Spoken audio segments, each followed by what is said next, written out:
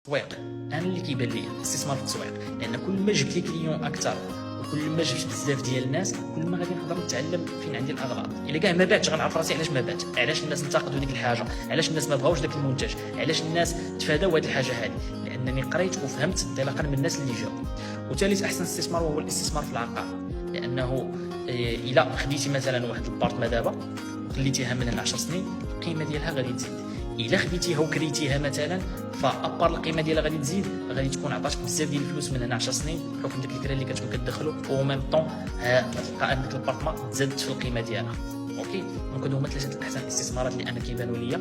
دونك ما عمرك غادي دير الفلوس وانت كتحافظ على الفلوس، غادي دير الفلوس وانت كتخرج دوك الفلوس يجيب لك خوتهم. فين غتخرجهم؟ الا كنتي يلاه بادي خرجهم في راسك باش تقرا، الا كنتي ديجا غادي مزيان خرجهم في التسويق في المشروع ديالك باش انك تجيب كليان اكثر، وهاد الكليان هذا عرفت تحافظ عليه باش يبقى عندك مده اطول.